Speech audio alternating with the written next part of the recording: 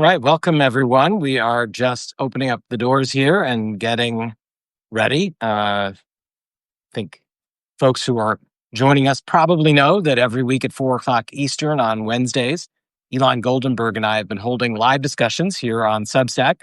Live for those who follow J Street and me at Word on the Street and who follow Elon Goldenberg at Dialogue and Dissonance. Word on the Street is becoming J Street's home here on Substack. And we're going to be using this platform a lot in the months ahead as a home base for discussions and content and the writings and views of people who work for J Street. So please feel free to check back in here on Word on the Street regularly, as we are going to be posting a lot of video and more content in the weeks and months ahead. Recordings, I'll just remind folks of this conversation and all of our conversations are available on the Substack homepage, but also on J Street's YouTube page, on audio on Spotify and Apple Podcasts. So you've got a lot of ways to listen and watch and a lot of ways to share our content with friends and family and others who may be interested. Please do make a note in your calendars about the 4 p.m. Wednesday time here on Substack Live. Some weeks we're going to have Elon and myself chatting live with you and engaging with all of you about the news of the week. We provide our insights and analysis on what's going on, whether it's in Gaza, on the West Bank, what's on the top of our mind, whether it is U.S. politics or U.S. policy or what's happening in Israel, in Iran, and all throughout the region. If you've joined us in recent weeks, then you know that we have been talking a lot, of course, about Gaza, about the war in Iran, and how to best combat anti-Semitism without allowing the fight against anti-Semitism to become a political wrecking ball, I'd say, without allowing it to become a weapon in ways that are against the best interests of the Jewish community and things that we really care about, like higher education. So some weeks we'll be doing this just as a chat with the two of us, and some weeks we'll be bringing on guests, as we did recently with Jonathan Deckelhen. We took a deep dive into the New York City mayoral race with Brad Lander recently. We talked about the race with several people in New York City who have different views, and all of these are available for you to watch. I'm just checking to see if Peter's available. He is available, so Elon is not here this week, and we're going to have a special guest, Peter Beinart, as many of you know. I think that we've got a pretty good turnout for this. A lot of the email and correspondence that I've had over the last few days has been people anticipating this conversation. We've already got a couple hundred people in the room. I am just going to have Peter join us. So give me a second while I handle the tech side of things here and send him the invite. Excellent. All right. Wish me luck, everyone. All right.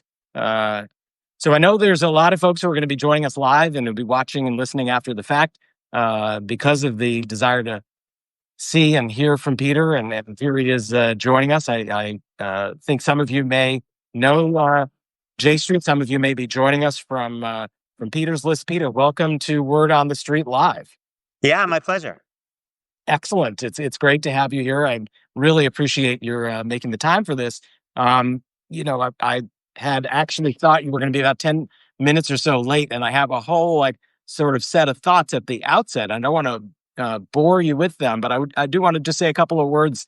Sure. It's to set up the conversation if that works for you. Sure, of course, no worries. Yeah. Excellent. So everybody, please send your comments and greetings to Peter in the chat and say hello, and feel free to heart the conversation if you like what we're going to be doing here. I think that probably, Peter, I just say this directly to you rather than in the third person now and abstractly, but one of the reasons that I think this conversation has been so anticipated by a lot of people in the J Street community is because of how closely you were associated with J Street in our very early years, going back 10 or 15 years at this point. And I think I'm watching the names of people who are signing in to the conversation. A lot of these folks are folks who've attended J Street conferences or various events where you have spoken. I once referred to you as the spiritual leader, the troubadour of our movement. You really framed, I think, for a lot of us 10, 15 years ago, this crisis. You called it the crisis of Zionism, and you wrote the wonderful article in the New York Review of Books and a book itself. And really putting the challenge of liberal Jewish Americans raised on the values of the pursuit of justice, but also hoping to maintain a relationship to the state of Israel. You challenged us to think about how we can do that. Um, can a nation state of the Jewish people live up to its values? Can we have a relationship that is different from that was insisted on by the organs of our Jewish community, one that was of unquestioning support? And you really posed some very difficult challenges. Um, Over the years, J Street organizationally and I personally have been dedicated to answering the challenge you posed, right? To try to chart a path that balances a continued connection to the idea of a state for the Jewish people and the Jewish values that define our identity. You've come to a different conclusion that isn't reconcilable. And I think this weekend you probably read Ezra Klein's piece in the New York Times. He's a few years late coming to the challenge and posing it. You certainly posed it a long time ago. But for those who didn't read it, I think it was a well articulated piece about why American Jews no longer understand one another and the divides that have emerged in the community. Um, at the end, he asks, the core question, whether the ideals at the core of Jewish liberal identity, what happens when those ideals become incompatible with the reality of what the state of Israel is becoming? So Ezra posits that we've reached a fork in the road. You determined that you reached that fork long ago, and you made your choice that you don't believe in the concept of a state that has a ethnic and national identity like Israel as the state of the Jewish people. Um, I represent the camp that still, tries to say you don't have to make this either or choice. That we can unquestionably oppose this government of Israel, but not the idea of Israel. And I still believe that the way forward at this junction is to fight for an Israel that does represent the values on which I was raised and in which I believe. So we're going to have a good discussion. I think that's why a lot of people have turned out. It's a great turnout. I really look forward to this. Peter, you don't really need any introduction to this crowd, right? You are so well known, really, to everyone. A professor, of course, at CUNY. You're a journalist writing not only in the New York Times, but you're editor-in-large of Jewish Currents. I see a lot of subscribers in the chat who I know are folks who really, love Jewish Currents. The Atlantic, CNN. You have a lot of great platforms. But I think more importantly for this conversation, you're the author of this recent book, which is Being Jewish After the Destruction of Gaza, A Reckoning. And that's really what prompted me to invite you on today. And I'd love to now. I'll stop talking because this was how I was going to kill time if you were running late. So my apologies for making you sit through all that. But it's good, I guess, that you heard the way that I was framing the conversation for folks. Um, Peter, you started the book with a little section that's called A Note to a Former Friend. And you talked about the rupture that happened in that friendship. I don't know whether that was metaphoric or if that was an actual friend. I'm sure it's many friends, but I wanted you to start maybe on a personal basis, what all this has meant for you personally in your place in your community with your friends and family. Thanks, Jeremy. It's really nice to be with you. I have so many friends. So many friends who were involved in J Street and have been over the years, and I have such kind of fond memories of all the different times that I've been in J Street events and the people I've met. I think before I answer that personal question, I just have to acknowledge that the kinds of challenges that I face living on the Upper West Side of New York, as a tenured professor, um, are in a completely different universe than the kinds of things that are faced by people in Gaza who are starving to death, who have dozens and dozens of family members who've been killed. So, there's a part of me that feels embarrassed, to be honest, to be talking about these. Um, but I think that the reason I suspect that the reason I wrote about it is that I do think that, as you know, there are a lot of American Jews who face versions of this. That they're really, I think one of the things that Ezra kind of wrote about in his piece, which I think is right, is that the Jewish establishment wants to basically say that they speak for some kind of overwhelming consensus among American Jews. I always see these people saying the Jews feel this way, the Jews feel this way. I always think like, who made you pope? Like, what election did I miss where you were? Actually, there's a very, very deep divide and a growing divide among on generational lines and along other axes. And I think because my social communal life is not actually spent kind of on the left because for whatever strange set of reasons, am in a kind of more Orthodox, observant Jewish community, and that a lot of my relationships come from in that space, which has given me enormous, enormous sustenance over the decades in my life. I do shine myself quite often at odds with the people that I pray with, that I see on a social occasions, and it's hard. I know it's hard for them actually. I know it's hard for them often to be with me because I think some of them, maybe many of them, genuinely do believe sincerely that the things that I say and believe are a threat to Jews, and it's painful for me to know that they think that, you know.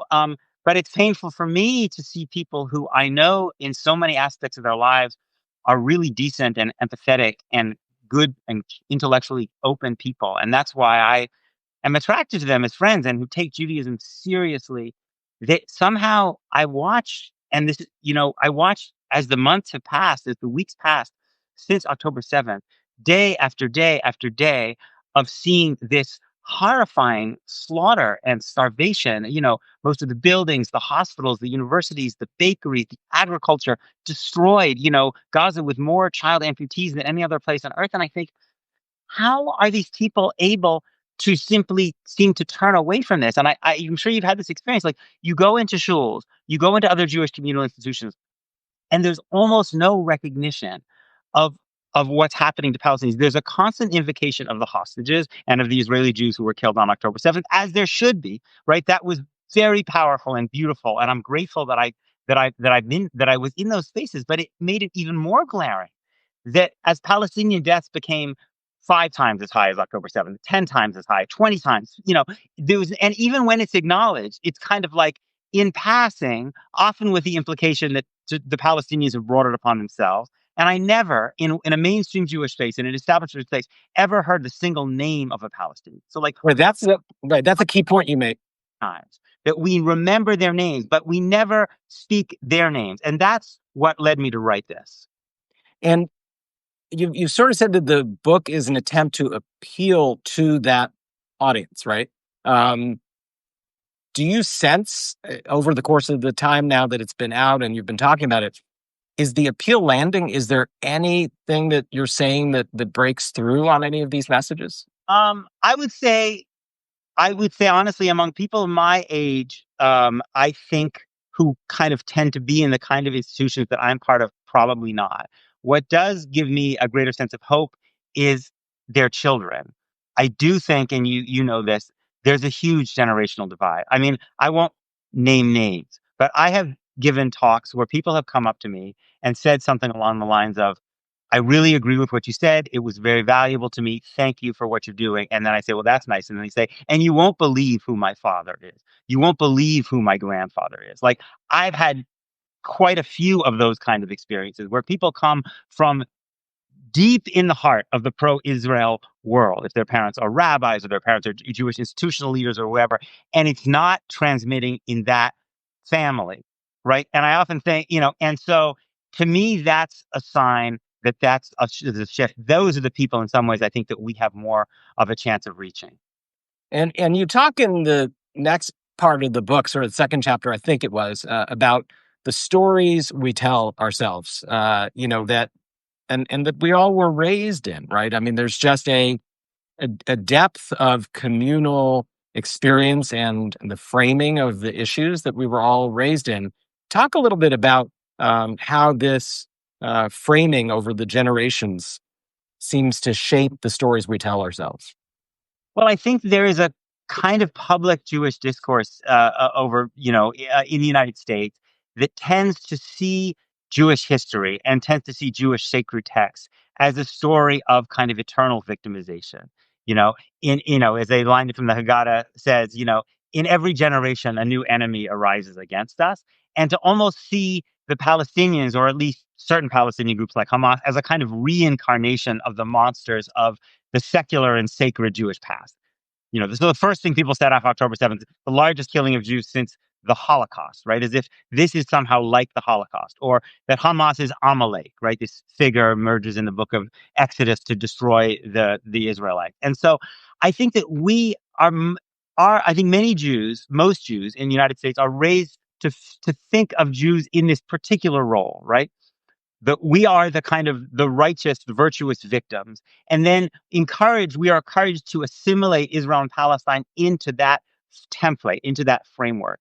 And I think in a strange way, it actually dehumanizes us, because to recognize that Jews are fully human is to recognize that nothing is ultimately alien to us, right? That we are capable of all the same different range of actions and possibilities and situations as any other groups of human beings. So the fact that Jews were oppressed for centuries in Christian Europe and suffered pogroms and suffered the Shoah, in which 2/3 of European Jewry were killed, the fact that our texts speak about genocidal anti-Semitism doesn't mean that in a different set and place in which Jews enjoy legal supremacy, right, in which all Jews in Israel have citizenship, but most Palestinians under Israeli control don't have citizenship, right?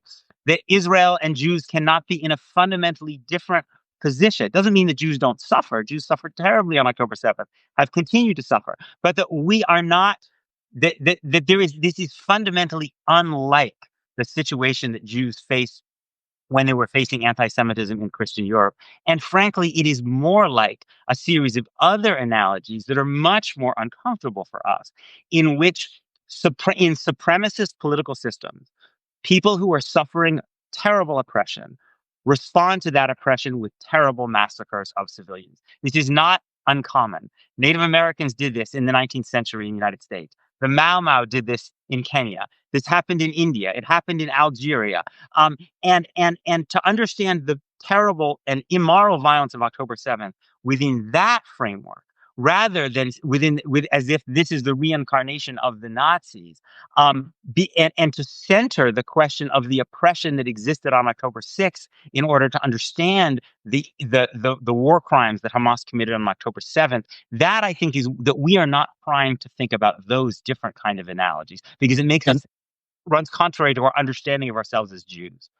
and I imagine that must be one of the most difficult things for people to hear, because it has the ring of you are trying to find a justification, right? That there is a reason why this happened. There's a intellectually understanding the causes is one thing, but then in your emotional, state, providing a justification, I would imagine that's a very difficult line.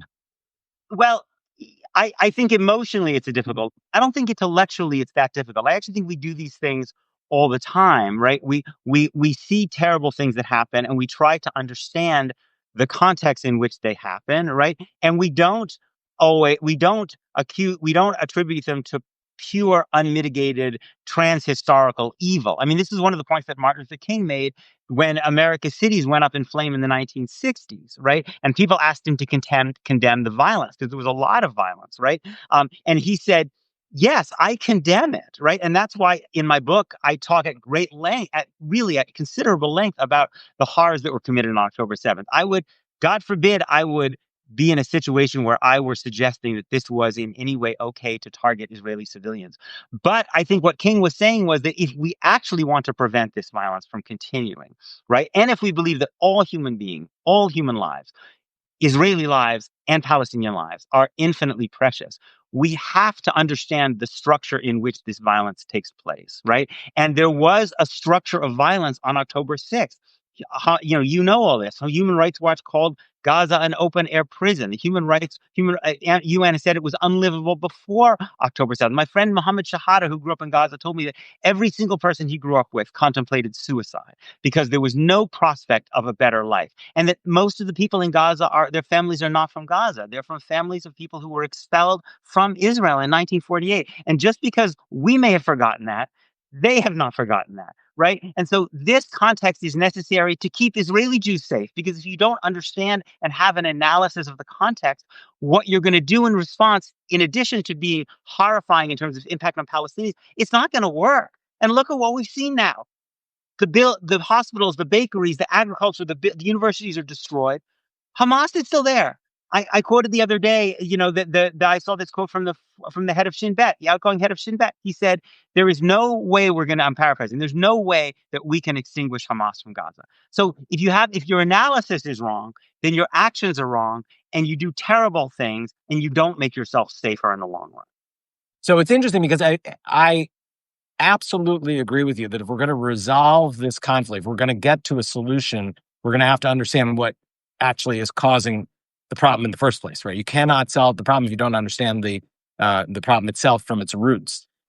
So going back, understanding the history is absolutely important. But the interesting thing I find is that the Israel right or wrong defenders, a couple of whom are in the chat with us today, good, yes, exactly. Their response is, but the history, if you run it through from 1937 to 1948 to 19 blah blah blah, it is just a constant history of Palestinian rejectionism and not wanting to do anything to allow the Jewish people to have a home. And so there is a version of history, right? There's a version of this. How do you respond when you hear that? I call that sort of the David Harris op-ed, which I got every 5 to 6 weeks in some other publication for a good 20, 30 years. Well, first of all, I want to say to the people who profoundly disagree with me, probably disagree with you and disagree with me even more, I'm very grateful that they're on these calls. I mean, I always really appreciate it when people who have really different views come to listen, because people are so often only go to listen those they to Yeah. they. It says I like this line in Pirkei Avot in the Mishnah. It says, "Who is wise? The one who learns from all people." So I think that's really laudable.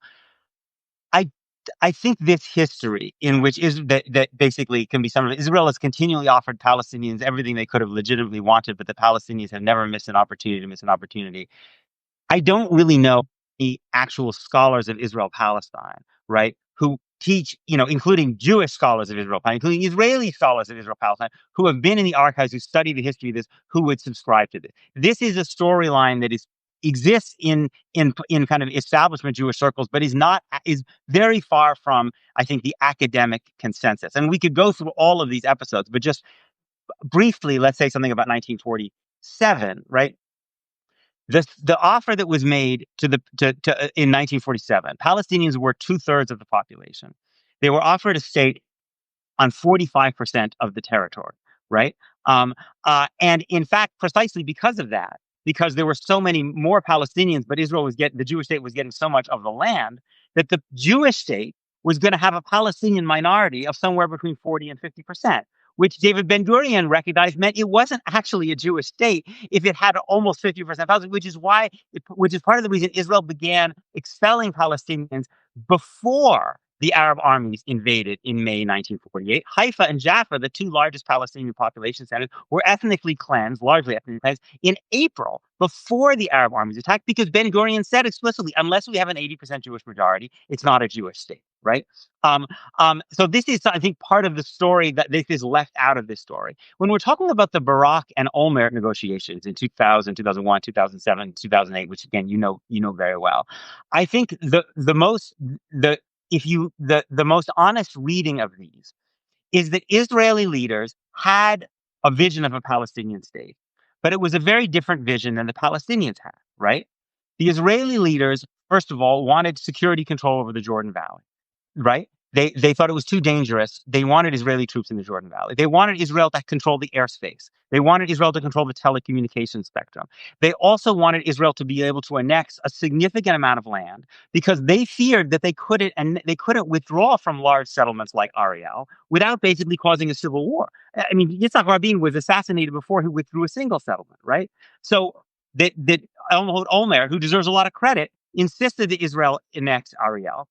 And Mahmoud Abbas said Ariel cuts deep into the West Bank. It cuts off the northern West Bank from the rest of the West Bank. You can annex 2% of the West Bank. You can't annex 6, or in Barak says 8, 10%. We can't allow you to have Israeli troops on the Jordan Valley because we're not a sovereign state.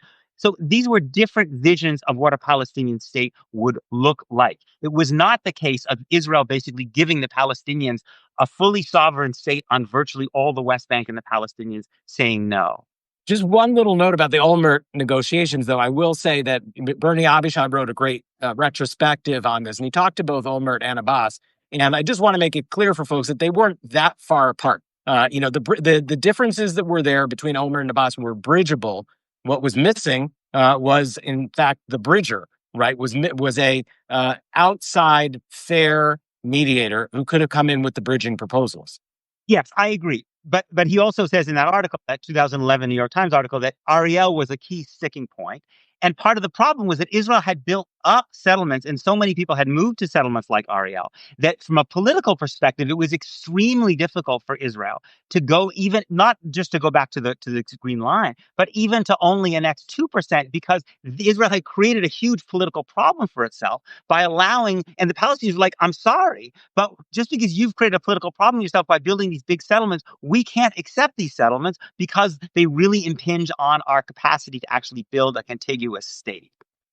So I'm curious, though, in retrospect, now that we're 14 to 15 years beyond that, um, I think it was a mistake on Abbas's part, not to take what he was offered. What we have now is the, experience of these last 14 years, not just this war, but a whole series of wars, never ending violence, never ending expansion of settlements.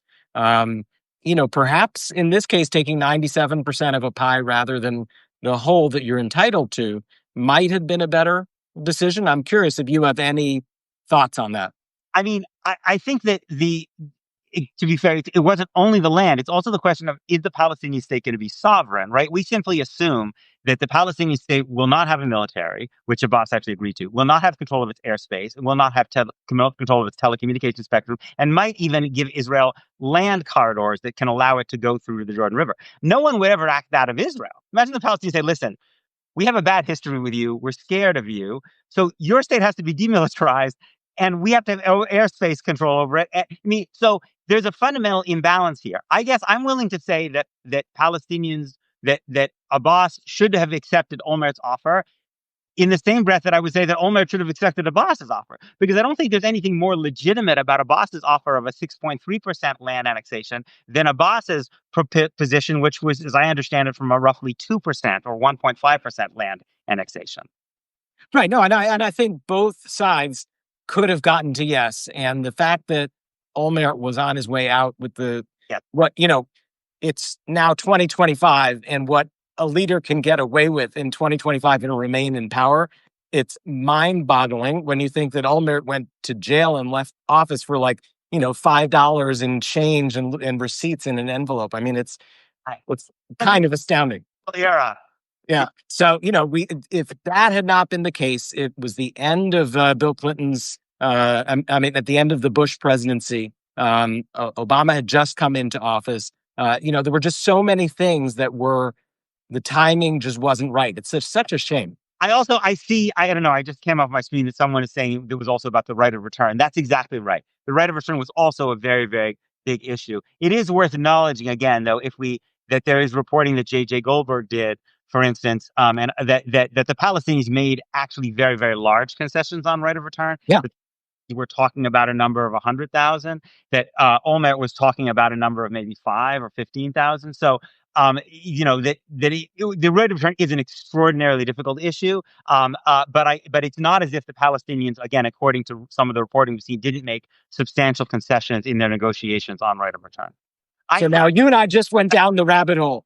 I think Palestinians have a right to refugee return. So it's not like I actually think that they have that right, but that Abbas was willing to actually kind of concede a lot of it. Go ahead. So you and I just went down the rabbit hole that I'd specifically never want to go down, right? Which is to start arguing over what happened in 1947, 67, and 2007.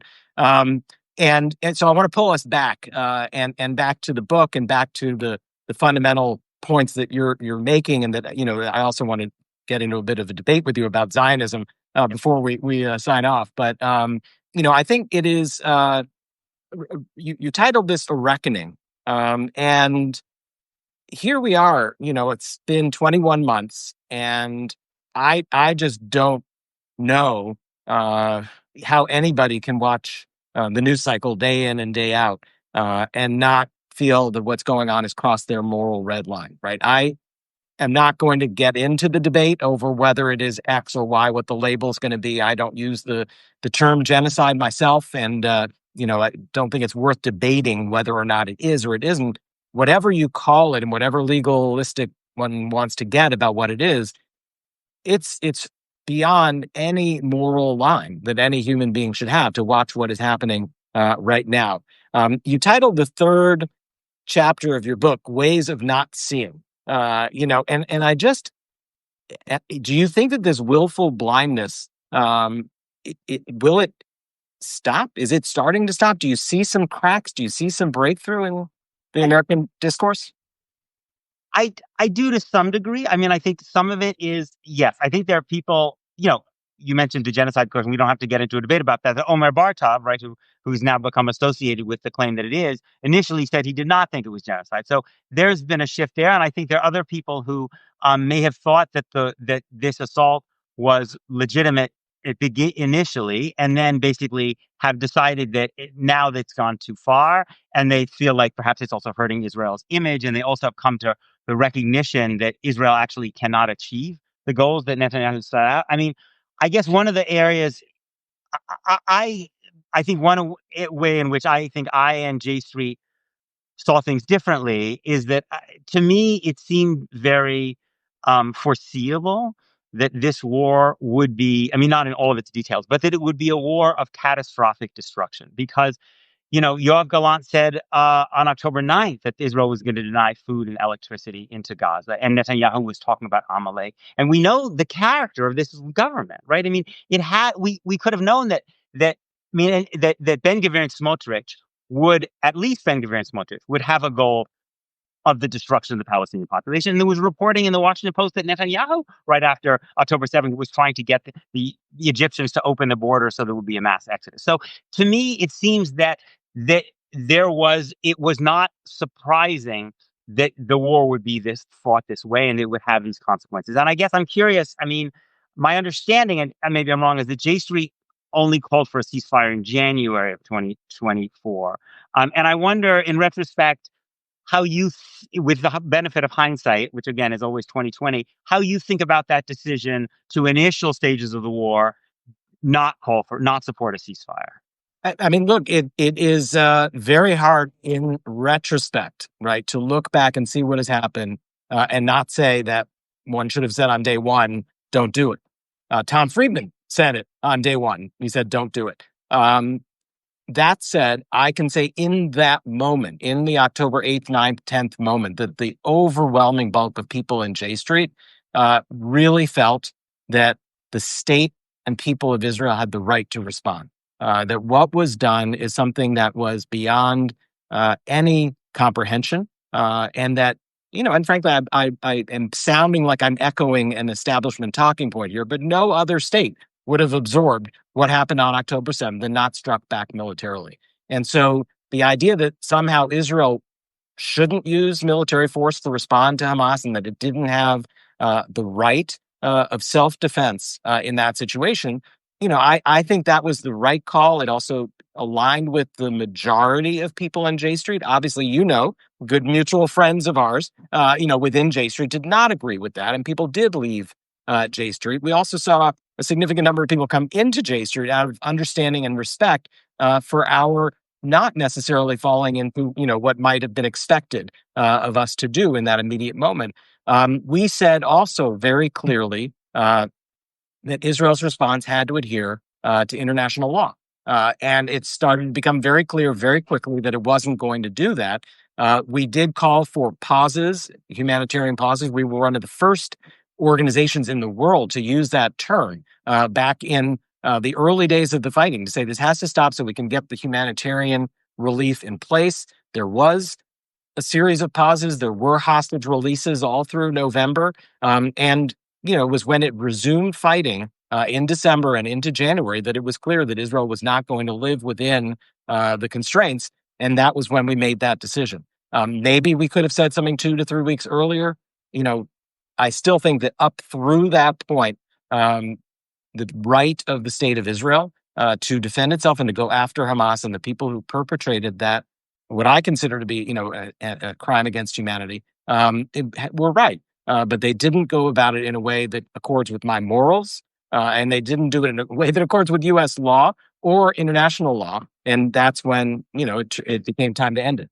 Yeah, yeah. I mean, I guess where I see things a little bit differently, and again, I have the benefit of not having to run an organization where I have to think about all the different opinions of folks. I can just wake up one morning and think what I think. But was first of all that I think the challenge the challenge of using the analogy of what if another state were attacked was that Israel was not attacked by a sovereign state. It was attacked from within a territory that it already occupied under international law. Israel controlled the population registry. It controlled what came in and out of Gaza. So it's not like America, in my view, being attacked by Mexico. It's more like an attack that comes out of a Native American reservation in the 19th century, where you force people off their land into these smaller and smaller enclaves where they're suffering brutally, and then they lash out and do something terrible, right? That you have to understand that context when one starts talking about about rights under international law.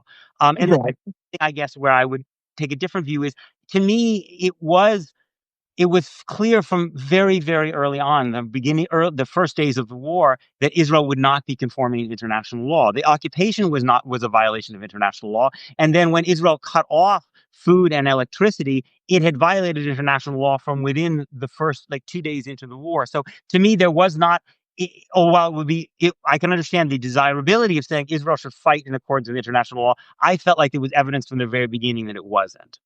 Right. No, and look, I think that we can. One of the things I'm hoping out of this conversation is to model for people the importance of having these conversations across disagreement and, with friends and with people that you respect. And so I see it differently. I think whatever the entity is that attacks a sovereign state, the primary responsibility of a state is to protect its citizens, and that Israel had an obligation in this case, whether you consider Gaza to have been governed by international law of, state to state warfare or however, it's the obligation of that state and that government to take action when attacked by, 30,000 person militia and 250 people taken hostage, 1,200 people killed. So, we probably just see it differently. And I would say that um, in hindsight, that you are correct, that there are, that the signs were all there. Perhaps those of us who, hoped that perhaps the IDF professional class would go about this with a disregard for what the awful folks who are in charge politically were saying and were telling them to do. Um, and that has not been the case, and it is distressing and horrific.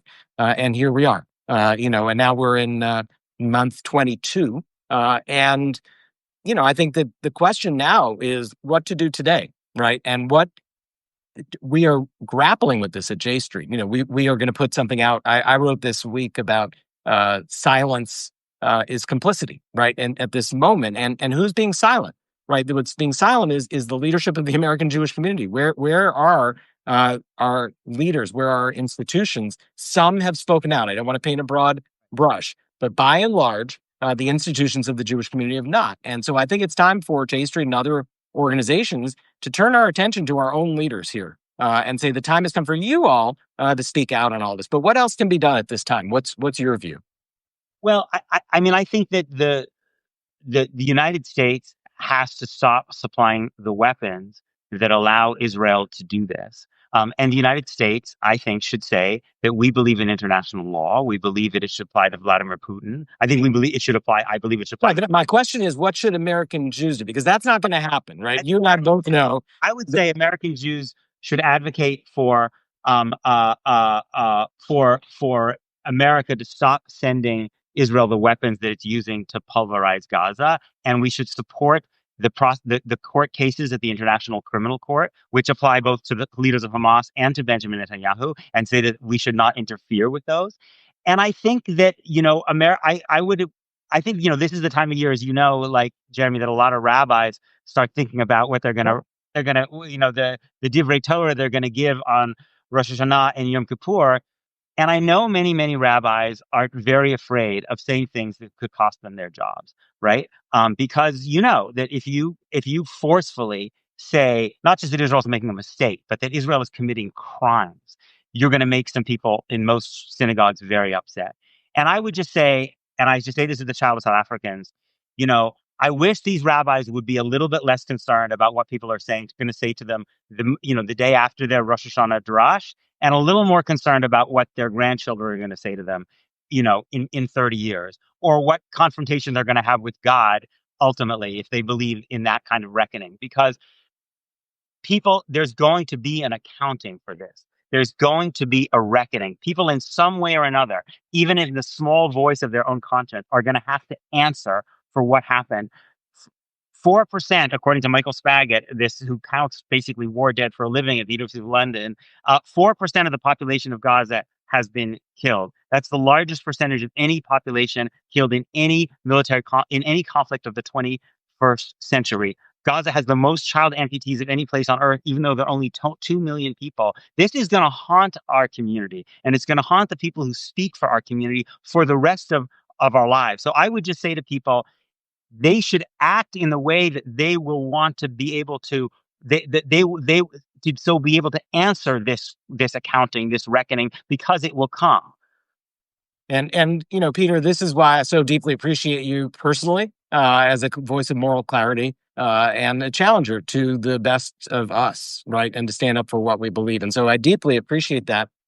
Just taking a second to welcome, we have a very nice audience with us live today here on Word on the Street Live. This is something we do at 4 p.m. Eastern Time on Wednesdays every week. So for those who are interested, I'm often on with Elon Goldenberg, our new Senior Vice President and Chief Policy Officer, and he and I chat, or we have guests on. This week I've got Peter Beinart, the wonderful New York Times columnist, professor at CUNY, editor at large at Jewish Cards. Not sure exactly I, the. I also have my own Substack. Sorry, I should be self-promoting. Yes, Uh, exactly. Fine Art Notebook. If people are enjoying yours, they might enjoy mine as well.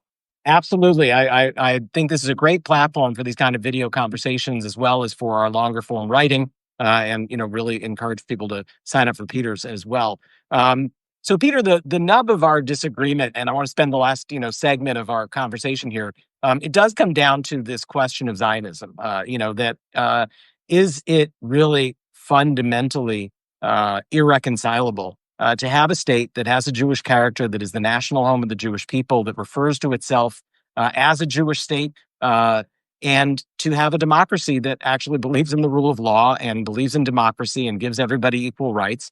It to me continues to be the quest of my life to try to find a way to get to that point where you can, in fact, square that circle. I don't understand why, in your view, it is impossible to get there. I understand the realities, and we can maybe talk a little bit about why it's so hard to see how to get there today. But then I have to ask you about the realities of a one state. So I'm curious. Let me just start there. Sure. So, I mean, I guess for me, the theological principle that I believe in is that all human beings are created equal in the image of God. And so for me, the political corollary is that all people should be equal in the eyes of the law. Um, and to me, I don't think it's possible to reconcile the principle of equality under the law, that states should treat people equally, irrespective of their religion or ethnicity or race, with the idea that a state has a special legal obligation, gives special rights, gives legal supremacy to members of one ethno-religious group. And I think if we took it out of the Israel context, and if Donald Trump gave a speech or J.D. Vance gave a speech tomorrow and said, America is going to be a Christian and democratic state, but don't worry, Jews, Muslims, everybody else, these two principles can be perfectly reconciled. We would say, no, they can't be reconciled. If it's a Christian country, we are not equal. And I think that that's part of the reason I think it's dangerous to compromise that principle when it comes to Israel is because Israel is now a model for so many movements and leaders around the world who want to basically move away from the principle of equality under the law towards the idea of ethno-states, that states should be dominated by one tribe. Narendra Modi in India, Viktor Orban in Hungary, the AfD in Germany, the Trump's Republican Party. To me, if you believe in that principle, you can't make an exception for that principle just for your group, especially because the exception of the principle falls very, very heavily on Palestinians, not just the Palestinians who don't have citizenship, who are most of the Palestinians under Israeli control, but even the Palestinians who do have citizenship. Their citizenship is a profoundly unequal kind of citizenship, one that we would never accept in the United States as American Jews. And Sure. inherent in the notion of a state that says we have a special commitment to Jews that we don't have to you. So every state has some form of national identity, right? Whether it's Poland or Brazil or Hungary or whatever country you're going, it has a national identity, and then it has a population that is made up of a whole range of other people. Yes. And the concept that a state can have a national identity with a flag and an anthem and a history and a proud sense of tradition, and at the same time have the rule of law and equality and democracy and equal rights. Uh, is the principle of Western liberal democracy, right? I mean, most Western liberal democracies have a national character and identity.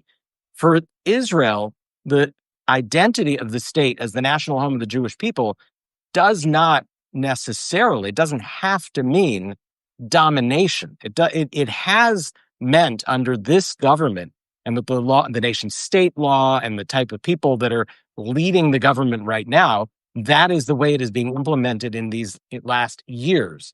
But to oppose it, as so many Israelis do, and to fight against it in the streets for democracy, for the rule of law, for equality, to recognize the unequal status of the Arab citizens of Israel, that's part of making the state of Israel a better state. It isn't necessarily the case that a Jewish state has to be a Ben Gvir Smotrich ethnocracy.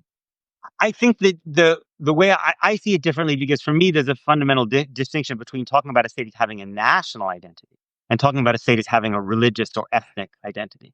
Because the national identity should be open to people of all different religious and ethnic groups, right? So just you should be able to be a proud, an equal, being Brazilian and being Muslim should not be in contradiction, right? But being Jewish, since Israel's identity is ethnic and religious, it's Jewish, right? A Palestinian can never be Jewish, right? A Palestinian, that national identity can never really represent you in the way that being Brazilian or being Polish or being French, which are not ethnic and religious identities, can. And I think that was, for me, again, I say this with sadness, this isn't something that was just revealed under Netanyahu. The reason that Israel, I think, fundamental reason that Israel committed this act of mass expulsion in 1948, where it expelled 750,000 or so Palestinians, was precisely because to be a Jewish state, it had to have an overwhelming Jewish majority. And because it defined the state as having to be Jewish, it meant it couldn't have too many Palestinians around, which is why the Palestinians had to be expelled, so that the creation of a state with a ethnic religious identity required the expulsion of these people who weren't Jews, because otherwise it couldn't function as a Jewish state because it didn't have a national identity that could incorporate them as equals. So one of the things I've always found that is at the nub of the most difficult part of this conversation is that there is no distinct word for the national identity of the Jewish people other than the word Jewish. It happens to also be the religion that, 75% of people who identify as Jews practice the Jewish religion. There's a good solid 25% that are, atheist, agnostic, non-practicing, secular, whatever the case may be. But, there's a time not too distant past when the overwhelming majority of Israelis were not religious, right? And were actually secular. When the state of Israel was founded, the concept in the United Nations resolution of there being a Jewish state, or all of the thought about it over the course of, going back to Balfour, or the rest of the time when people talked about the possibility of there being a state, it was for the Jewish people. It wasn't to give the state a religious identity. And as you know, in the Declaration of Independence, the ideal was put forward by the founders that the state should provide equality regardless of religion. And so the question I think that is so baffling about this is if there were a different word, and my father was a part of a movement that followed the writings of Jabotinsky on the right? And they always had these theoretical arguments about what if it were called a Hebrew nation? And you distinguish between the practice of the religion of Judaism and the identity of the Jewish people that followed them for 2,000 years when they lived as minorities, it wasn't because of necessarily the specific practice of religion that anybody followed. It was because they were identified as a different people. And they lived in other people's lands, and they came initially from this land, and now they're returning back to it as a people, not to make it the Islamic Republic of X or the Jewish Republic of Y. But I don't think it really matters whether the state incorporates Jewish religious law, even if it's a secular understanding of Jewishness. It still means that those people in the state who are not Jewish cannot be fully equal members of the nation in the way that would be possible in So Brazil, why not? because you can't be a Palestinian Jew, right? No, but you can be a Palestinian Israeli with full and equal rights. Well, but first of all, the name Israel itself is also the name of the Jewish people, right? It's the name that Israel. Right. Well, the name France is the name of the French people. I mean, these are the names of countries. I'm saying there should be a state of Palestine, right? The state of Palestine should be named Palestine because it will be the national homeland of the Palestinian people. And Right. ultimately, in the context of what I hope will be a 23-state resolution to the conflict, there will be the ability of Palestinians all over the world to return home to the state of Palestine, become citizens in a state of Palestine that will not be open to the sons and daughters of West Bank settlers, right? Well, And I actually just, and I think it should. I would very much advocate that a state of Palestine should also be premised on the principle of equality under the law. absolutely. People of different ethnic and religious groups, and I the I guess I wonder whether does it does it trouble you at all that this language of ethno nationalism that is very widespread, not just J Street, but very widespread in American Jewish circles, in which we talk about this state as the state of the Jewish people, right, of a particular ethno-religious group. That it does sound quite similar, does it not, to those people on the American right who want to make America into a white Christian ethno state, doesn't it? To me, To it would. me, no, because white Christians are not a people. That one is a description of their race, and the other is a description of their religion. Jews are a people, and they've been scattered to the winds across, the continents over 2,000 years. But whether they are dark skinned or light skinned, whether they're Sephardi or Ashkenazi, whether they eat leavened bread or not, they are going to be considered Jews as a people. And I see that as different. And I don't think you have to have an ethnocracy. I don't think you have to have a state run in the way that Bibi Netanyahu, Bezalel Smotrich, and Itamar Ben-Gvir run this state in order to have a state that is the national home of the Jewish people. I think that the goal of liberal Zionism is to have a state that is that national home that reflects the better part of our value system, that is a liberal democracy that values the rule of law and treats everybody equally. That's the goal. When has that Zionism ever existed? I mean, if these are the good old days of the secular socialists who wrote the Declaration of Independence, you and I both know that Palestinian citizens of Israel were under military law from 1948 to 1966. They literally couldn't leave their villages overnight. They were under so there was no moment in which this state was ever offering Palestinian citizens anything according to anything like actual equal citizenship. Right. It was 80 something years after the Declaration of Independence was signed that the Civil War was fought, right? And that we were still trying to figure out how to get beyond the original sin of this country. It is, I think, not fair to say to a country that has never done everything perfectly that it doesn't have the right to continue to try to become a more perfect state and to continue the process of improvement. I know, and I think that the tens of thousands, hundreds of thousands of Israelis that are in the streets week after week after week, who are part of all the movements that and the NGOs and the wonderful people who are trying to push Israel in a direction that accords with our democratic values, with our understanding of what Jewish values are. They have their work cut out for them. I want to be an ally to them. I also want to be an ally to Palestinians who have the right to build their own state. And so, since we only have like 5 minutes left, I want to then get to this concept of one state, because you've come out in favor of the idea that ultimately all 15 million people between the river and the sea should live in one equal state. And the biggest charge against, wide-eyed liberal Zionists like me is that we're untethered from reality, that there's no chance that there's ever going to be a second state in this land. But I turn back to you the question of, is there any reality to the idea that a Knesset of Israel is ever going to actually pass a law that says all 15 million people get the vote and we're all going to live happily ever after together?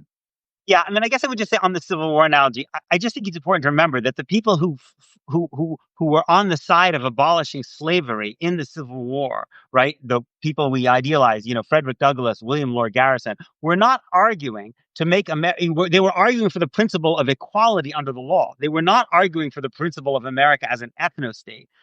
I think that to ask the question of whether it's realistic to in Israel now to think about the idea of equality under the law, of course it's not realistic, right? It's like saying, was it realistic in the first part of the 20th century to imagine that Congress would allow Black Americans equal citizenship? No, radically unrealistic, because people in supremacist political systems overwhelmingly want to perpetuate that supremacy. It's only great moral movements that actually create different kinds of political possibilities. So while it was once inconceivable that we would have an army where you had Black soldiers, Black officers giving orders to white soldiers, the civil rights movement made that possible. I know personally in the 1980s, most white South Africans thought it was completely unrealistic. In fact, horrifying to think that Black South Africans would have the vote in one equal state that treated everyone equally under the law. So I think it's upon us to build the kind of movement, a movement of fierce but also loving moral pressure that makes what is impossible in one moment possible in another. And Peter, you and I are unified in our desire for a fierce moral movement based in the concepts of equality and justice, believing in democracy, the rule of law. We're united in that. I think we just have a different view on what the exact, carrying out implementation of that is. I think that the hope that I have is that both the Palestinian people and the Jewish people between the river and the sea will be able to build states that are rooted in those values and are able to build states that give them a sense of home, a sense of national identity, and at the same time are built on the foundations that are what drives you and I morally. And just quickly, I know we're running out of time. What would you say? I have friends who are Palestinian refugees, who were expelled in 1948, and who would say, how is it that Jeremy or Peter, after 2,000 years, can go and return to the places where they're, what's the moral logic that says that I don't have the right to return to the place that I was expelled from, or that my parents or grandparents, after all, for Jews have returned after 2,000 years? How do you answer that? So it's good that it's 3 minutes left in the hour because we should do another session. I mean, because I do have an answer to that. Which is I think it is really important to recognize that both peoples have real legitimate claims, and in fact the recognition of the right of both the Jewish people and the Palestinian people to legitimately live in this land is exceedingly important. And if there's ever going to be one day peace, whether it's in one state, two states, 23 states, or whatever number, part of that is going to be this reconciliation process, right? And a recognition of the right and legitimacy of both peoples to be in that land. The ironic thing, of course, when you tour the West Bank and you go to settlements and they show you where, they found the coin from 3,000 years ago or whatever in Shiloh or Ophrah, the places where the Jews lived 3,000 years ago is going to be in the state of Palestine. And the place where the Palestinians lived in 1947 is going to be within the state of Israel. And so they're going to have, both sides have legitimate claims that are going to have to be recognized but not implemented, right? I think that's for those of us who believe still in the idea of separate states, it's the recognition of the right and the non-implementation and the compensation on the part of Palestinians receiving compensation for what was lost. Great. So with that, enjoyed it. with that, Peter, I just want to say thank you. I mean, it was we have over 1,000 people watching live. I know this will get thousands of views, when it gets spread around, because people are dying for a civil conversation, a thoughtful conversation. I just really enjoy always engaging with you, Peter. I want to thank you for coming onto Word on the Street Live. I want to invite folks to subscribe to Peter's Substack, to subscribe to Word on the Street. Join us Wednesdays at 4 p.m. Eastern live, or come to the homepage of Word on the Street on Substack for recordings of our prior conversations. So thank you. Any final words, Peter? No, thank you, Jeremy. I really enjoyed it, and I particularly want to say that I'm grateful to those people who logged in who don't agree with me for doing so. I feel like that's something that I always find is really really impressive when people go out of their way to listen to different points of view. Yeah, absolutely. So thank you, everybody. We'll see you next week, 4 p.m. Wednesday.